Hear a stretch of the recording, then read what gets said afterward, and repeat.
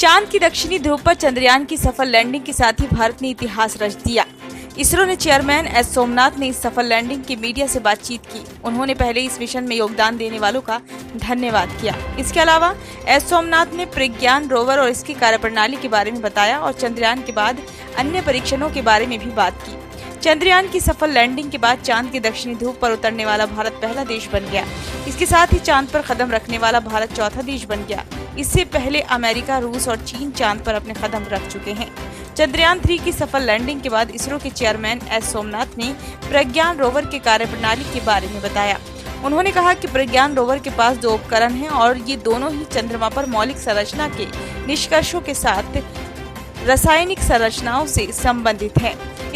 इसके अलावा चांद के सतह पर भी चक्कर लगाएगा। हम एक रोबोटिक पथ नियोजन अभ्यास भी करेंगे जो हमारे लिए भविष्य के अन्वेषणों के लिए महत्वपूर्ण है।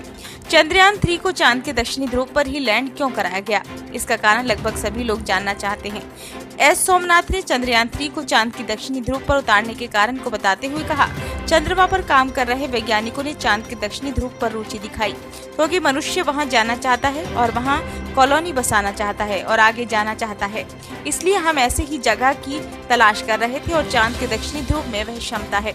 उन्होंने बताया कि हम दक्षिणी ध्रुव के करीब चले गए जो लगभग 70 डिग्री है। सूर्य द्वारा कम प्रकाशित होने के संबंध में दक्षिणी ध्रुव को एक विशिष्ट लाभ है।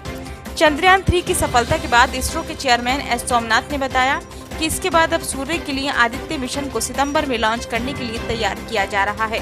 उन्होंने कहा, हम क्रू मॉड्यूल और क्रू एस्केप क्षमता को प्रदर्शित करने के लिए संभवतः सितंबर या अक्टूबर के अंत तक एक मिशन करेंगे। इसके बाद जब तक हम संभवतः 2025 तक पहला मानव मिशन नहीं कर लेते तब तक कई परीक्षण मिशन होंगे। उन्होंने बताया कि गगनयान पर भी काम चल रहा है।